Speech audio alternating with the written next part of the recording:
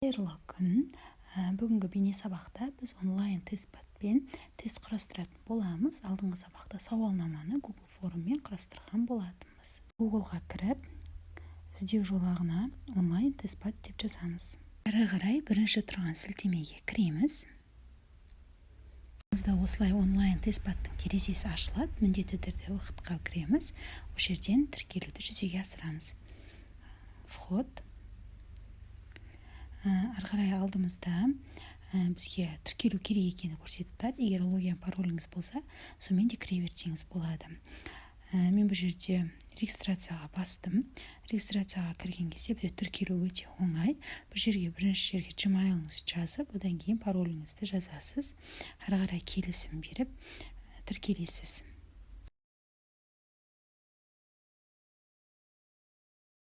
Одан кейін алдымызда сәтті тіркелдіңіз деп тұрады, және Googleға сақтап қояды логин паролімізді.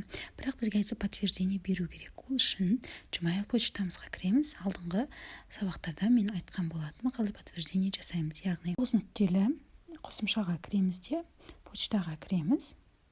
Ары қарай спам бөліміне барып подтверждать жасаймыз. Ол үшін хатты ашамыз. Хатты ашқаннан кейін бізде көк сілтеме көрсетілген, соны басатын боламыз. Онлайн тест-паттан хат келіп тұр, көк сілтемені бастық. Терезе пайда болады. Бұл жерден сайтқа кіруді басамыз.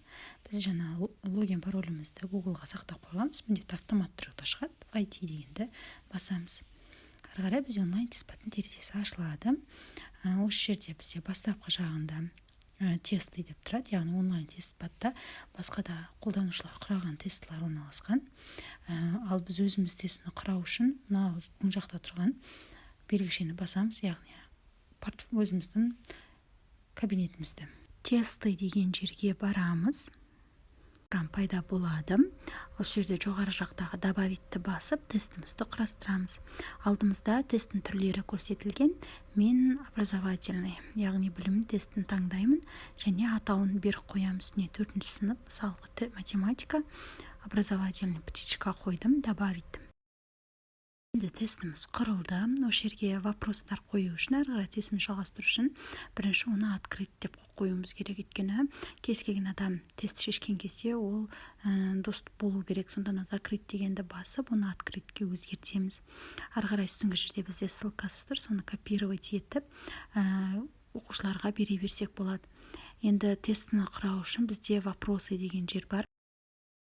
Жерді басамыз. Одан кейін анда экран шығады. Плюстан басын басқан кезде біздің құру керектеріміз оң жақ жақта шығып тұрады.